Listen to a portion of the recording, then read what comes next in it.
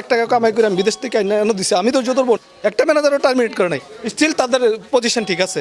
৭৬ লাখ গ্রাহকের টাকা ঝুলে আছে 5 ইসলামী ব্যাংক নিয়ে গঠিত সম্মিলিত ইসলামী ব্যাংকে। এখন নানা আলোচনার কেন্দ্রবিন্দুতে রয়েছে হেয়ার কাট। এই পদ্ধতি কি বাতিল হচ্ছে? আসসালামু আলাইকুম, শেয়ার বিজনেস 24.com-এ আপনাকে স্বাগত। দেশের ব্যাংকিং খাতে সবচেয়ে আলোচিত ইস্যু এখন সম্মিলিত ইসলামী ব্যাংক।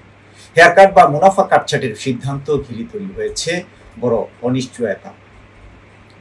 পাঁচটি যে দুর্বল ইসলামী ব্যাংক একীভূত করে গঠিত সম্মিলিত ইসলামী ব্যাংকের ভবিষ্যৎ এখন অনেকটাই নির্ভর করছে একটি সিদ্ধান্তের উপর। তা হলো হেয়ার কাট থাকবে নাকি বাতিল হবে। সবচেয়ে গুরুত্বপূর্ণ বিষয় হলো শুধু আমানতকারীরাই নয়, এই ব্যাংকগুলোর দায়িত্বে থাকা প্রশাসকরাও হেয়ার কাট প্রত্যাহারের পক্ষে মত দিয়েছেন। তারা বাংলাদেশ ব্যাংকের কাছে একাধিকবার অনুরোধ করেছেন মুনাফা কাটছাটের সিদ্ধান্ত তুলে নিতে, কারণ তাদের মতে গ্রাহকের আস্থা ছাড়া কোনো ব্যাংক টিকতে পারে না। যেসব ব্যাংক একীভূত হয়ে এই সম্মিলিত ইসলামী ব্যাংক গঠন করেছে সেগুলো হলো ইউনিয়ন ব্যাংক, ফার্স্ট সিকিউরিটি ইসলামী ব্যাংক, গ্লোবাল ইসলামী ব্যাংক, সোশ্যাল ইসলামী ব্যাংক এবং এক্সিম ব্যাংক। বর্তমানে প্রায় ৭৬ লাখ আমানতকারীর ভাগ্য ঝুলে আছে এই সিদ্ধান্তে।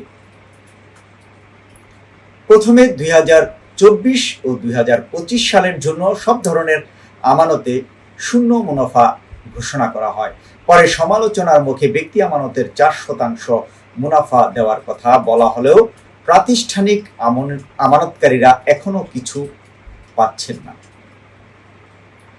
আমানতকারীদের বক্তব্য খুবই স্পষ্ট, টাকা পরে দিলেও চলবে, কিন্তু মুনাফা কেটে নেওয়া মেনে নেওয়া হবে না। ব্যাংক সংশ্লিষ্টরা বলছেন যে সবচেয়ে বড় সমস্যা এখন আস্থার সংকট।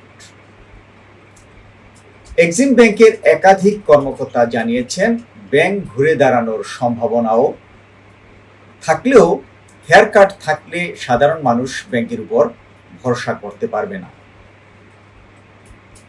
বাংলাদেশ ব্যাংক জানিয়েছে হেয়ার কাট প্রত্যাহারের বিষয়ে আলোচনা চলছে, তবে এখনো কোনো চূড়ান্ত সিদ্ধান্ত নেওয়া হয়নি।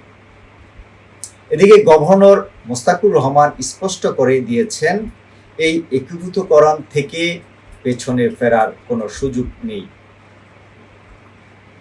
সরকার ইতিমধ্যে ২০,০০০ কোটি টাকা মূলধন দিয়েছে এবং আমানত বীমা তহবিল থেকে আরও ১২,০০০ কোটি টাকা সহায়তা দেওয়া হচ্ছে। এই ৫ ব্যাংকে রয়েছে প্রায় ১,৪২,০০০ কোটি টাকার আমানত, আর ঋণ ১,৯২,০০০ কোটি টাকা, যার ৭৭%ই খেলাপি। এমন বাস্তবতায় হেয়ার কাট এখন পুরো ব্যাংকটির জন্য সবচেয়ে বড় চ্যালেঞ্জ হয়ে দাঁড়িয়েছে। বিশ্লেষকদের মতে হেয়ার কাট বাতিল করলে গ্রাহকদের আস্থা ফিরতে পারে, না হলে সম্মিলিত ইসলামী ব্যাংকের ভবিষ্যৎ আরো অনিশ্চিত হয়ে পড়বে। আপনার কি মনে হয়, হেয়ার কাট বাতিল করা উচিত? কমেন্টে জানান আপনার মতামত। ভিডিওটি ভালো লাগলে লাইক, শেয়ার ও সাবস্ক্রাইব করুন। শেয়ার বিজনেস 24.com-এর সঙ্গে থাকুন। এই একটি শেয়ার আপনার মূল্যবান আমানত হয়তো ফিরিয়ে দিতে পারে, বাংলাদেশ ব্যাংকের কেন্দ্রীয় সিদ্ধান্ত বদলেও ভূমিকা রাখতে পারে।